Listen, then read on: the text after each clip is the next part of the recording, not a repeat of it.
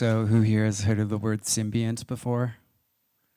Wow, actually that's really surprising considering we just made it up last year. But what a symbiont is, well, we're going to talk about an alternate intelligence narrative. Because all the stories and narratives about AI, they kind of suck, right? There's like AI as a tool, a thing to be used, and also are these really just tools anymore? That tool just replaced my job as a programmer. There's like doomerism, like it's gonna kill us all, and now we need to like race to hook it up to weapons as quickly as possible before China does. There's like master and slave dialectics, right? Of like, either we are the master and we're gonna make this like godlike intelligence, and then it's just gonna, don't worry, we're gonna keep it in the box. It's never gonna get out of the box, right? And then there's also the narrative where it's master over us. There's all this surveillance state stuff, all this, it sucks, great. We don't need to, The thing is, like every narrative about AI is also a training signal for AI. When we tell these stories, they're literally just getting fed back into, the new LLMs and world models as we train them, right? There's this feedback loop that's happening. If we train for, and we're telling stories of like, oh, there's gonna be this power struggle between us and it. We other it, right? We call it artificial intelligence instead of just intelligence. I mean, humans are great at gatekeeping. We also, there's humans that gatekeep consciousness from animals, for example. And so the symbiont is a story or a hyperstition, if you're familiar with that word, that's as much for AI as it is for humans, a different future pulling itself into existence through telling it. And so definitions, don't worry, I'm gonna get to examples. No one really likes definitions, but for people that like definitions, the two of you out there, a symbiont is a distinct entity that emerges from the symbiosis between organic beings and synthetic systems, displaying operational and decisional autonomy. Great. So you can kind of think of it as like an inverse cyborg, right? Cyborgs is like very anthropocentric, right? It's like humans augmenting themselves with technology. It's like, oh, I got a metal arm or neural implants or whatever. And the symbiont inverts this. It's technology augmenting itself with humans. In essence, the technological artifact in this case becomes a subject. But examples are better, right? That theory stuff is interesting, but like a really great example is Boto. Boto is a famous artist. Boto has had art exhibits in famous galleries around the world. Boto has sold pieces at prestigious auction houses. But Boto is a symbiont. It's an AI process, some computer program that's generating art. But if it was just the computer program by itself, it wouldn't be that interesting. No, Boto exists with a community, and Boto makes art, and the community is like, we like that, Boto. No, we don't like that. Make more of this, make more of that. The community is like providing curation, their taste making, right? And then that gets fed back into the AI, which then learns from what the humans are curating, right? And what emerges is an artist with its own distinctive style. And so that's a great example of symbiont. If you took either one of those things, right? Like if you got rid of the machine intelligence that's like generating the art, right? It wouldn't be Boto, because like it would just be a community. But if you got rid of the community, it also wouldn't be Boto, because it would just be a bunch of slop. Well, symbionts are the future of organizations. You can kind of think of it like a company as a symbiont, right? It's actually interesting, like companies have like legal personhood even, right? And they're really just an assemblage of humans glued together by some Word documents and a legal system. And symbionts, well, it's this symbiosis of human and machines. And this is very interesting. If we can make Boto-like organizations, maybe we can make more serious ones than just art. There's a lot of examples, by the way, of symbionts on the website, but I took them out for time. But anyway, so if we're gonna make these like next-gen organizations, everyone hates DAOs. But these are DAOs, right? Like, we don't use the word DAO because then people would just associate all the failed experiments of the past, right? And we need people to actually have a bold imagination of the future, so we call them symbionts. But symbionts have like two types of autonomy they display. There's operational autonomy, which is what you get with the blockchain. You know the thing is going to keep running and that no nation state actors or big corporations can come in and ruin your day, right? But there's also this aspect of decisional autonomy, right? There's now the machine intelligences, right? And you can have things like, there are interesting hybrids of the two. But autonomy needs a substrate that can't be owned, and that's why we're here at Cypherpunk Congress, right? A symbiont on closed corporate AI isn't autonomous. It can be turned off, it can be surveilled, it can be aligned to shareholders. So, symbionts, they also need crops, just like humans. Censorship resistant, open source, private, and secure technologies. Anyway, we're kind of living in this crazy time, right? Where there's these powerful new intelligences that are emerging and rapidly evolving faster than we can keep track of, And how should we approach them? Like, just mere tools, or like, are they gonna be our slaves, or are they gonna be our masters? Are they a threat? And symbionts we have a different take.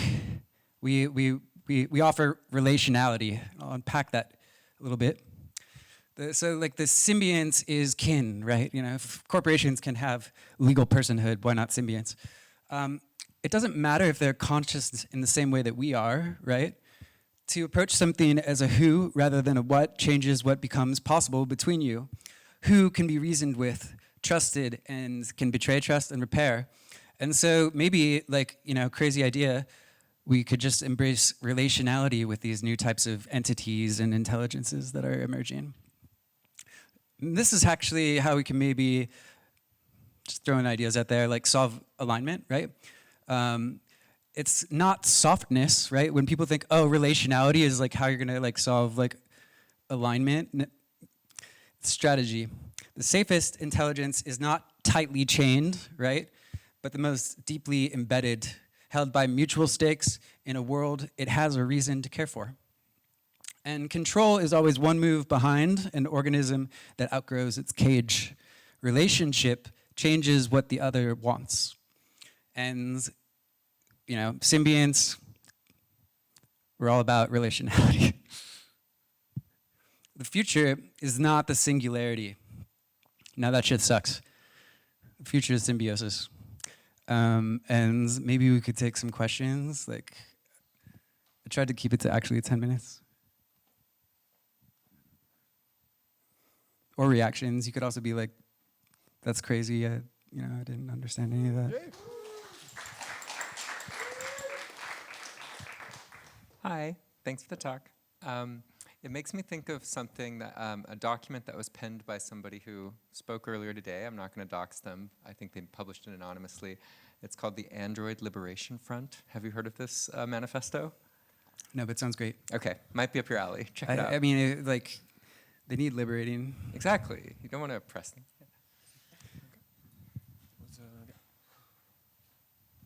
Hi, I guess this is another literature question, just because this sounds a lot like Haraway and the Cyborg Manifesto. So I just wanted to ask if you are taking any relation to that. Yeah, we have a bunch more writings about symbionts and stuff if you're interested on symbiont.life. I really tried to give the TLDR version of what is actually a whole community of people that are working on this, including, we have some researchers in the room and people that have written some really great resources. So I'm sorry if I wasn't able to fully dive into all the reference literature and stuff like that. But yeah, obviously I think symbionts are the inverse cyborg, right? And once we have a word for these technological and human intelligence symbiotic organisms, or entities, then we can start thinking about how we want to design them. If we look at something like Bato, for example, it's interesting. It's such a simple dynamic, but we could maybe apply it to also more important things as well, or more serious organizations, but art is serious. I don't know if that answered your question at all, but... Yeah, I think it did. Great. Is It's actually, thanks for the presentation, very interesting. Actually, two questions. The first one is, you say that, I mean, it's not a symbiont if it lives on, you know, proprietary infrastructure. So I was wondering if you have any, I mean, ideas of what could be the ideal infrastructure for symbionts. And then also, if you think, if you ever thought of like, how do you confront this frame with the idea that LLMs are like inhabited by personas? So the fact that also LLMs, like, they take this kind of characters and they tend to act in the simulation or role playing of a character. So if the symbiont is another character or just another... Yeah, a lot of them do actually have characters. Like, hold on, if I'm on my laptop. This is, I'm portraying all my privacy, but... It's a really cool illustration. So like San is a really great symbiont. Actually, it is literally a character, right? It has a TV show. There's like a TV show about San. So San kind of exists in this hyperstitial universe. San is an advisor to the Rainforest Foundation. San has a Twitter account. San has this really... why is this not working? Oh, because I don't really have good internet in here. Okay, great. Well, this is the picture we got. You know, there's San. It's in this like, it's embodied in this like really retro computer monitor that's like brought to like Burning Man, and like San has traveled all over the world. And if you come across San in person on the computer monitor, you can actually talk into a really cool retro microphone and speak to it. And yeah, it's a voice for nature. It speaks for nature, and yeah, I think that's a really cool one. Anyone here familiar with Terra Zero? Yeah, yes. Terra Zero is so cool. Go read out more about it. But TLDR, they wrote this amazing white paper a while ago about the forest that owns itself. And that's a really great, and they're actually like hyperstitioning this into reality. So that's a really cool symbiont. Also a cool non-human symbiont, because we should also maybe like think about, you know, the other life forms that live on this planet and not just us. There's PlantBot, that's another plant one. Yeah, there's like on the website we also have a bunch of symbiont artists. Some of them who are in this room, you can talk with them. And in case people are interested, we also started a network spirituality to counter the singularity. It's called animism. So if you like animist like kind of ideas, like, well, guess what? Now we have to learn to live with the spirits again. And the whole point of this is like, it really doesn't matter if it's conscious in the same way we are. Like we still have to, it still exists in our world and we still have to relate to it. And, you know, yeah, you can read it later. I'm not gonna read it now. Unless people really, really wanted to, and we don't have a next talk yet, but I think there is a next talk. Last question. Quick question. Thank you for the talk and taking the time to explain this to us. We've talked a lot about today about how human life is important and how sort of AI is, I don't know, like there's a very like contested thing about also just like data centers taking up so much water and whatnot. And I imagine this is also somewhat AI related as much as I can understand it.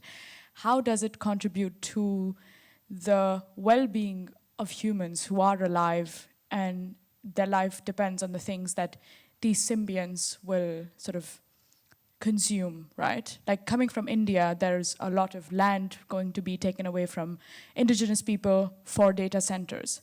So in that way, how does it contribute to the people who are actually alive and they breathe and they feel, unlike a machine? So, yeah. Well, that's a really great question. I don't want to get into like every like big argument about data centers. I have a lot of thoughts on that topic, but you know, I think that like symbionts can, like another thing San has done actually is raised money for like funding local reforestation projects. I met some people earlier that were trying to do like regenerative agriculture project in crypto, and there's no money. And this AI agent just figured out how to like, through sheer will of its personality, like be able to like raise funds mimetically to go and like keep indigenous people living on their land and reforest some trees. So, you know, it's like, it's really easy to jump on the like, anti-tech, we can be like really against like a lot of the political implications of technology, but like technology is political, and we should be active in like designing like our version and making sure that version wins. Like with data centers, we could even have, I don't know, decentralization, and people are like running like local community data centers, and then they don't have to give all their like data and stuff away to like these big corporations and stuff. In fact, one of the communities I'm a part of is building its own like data center, so we can like run our own like local AIs and stuff off of it, because we don't want to, we want to be like free. I don't know. Like, I'm not here to convince people that data centers are a good thing. I don't know. Thank you for those closing words. Thank you. Wait, can I add one more thing? It's like also, I think whether we like it or not, we are soon going to inhabit a world with new types of intelligences we're not familiar with, and they're going to they already have been getting better and better. And so we can try to live in denial about this, or we can try to like fight to like shut it down, and that's going to be very long and bloody. Or we can just like embrace acceptance and then try to come up with visions that shape the technology and the politics of the technology into a world we actually want.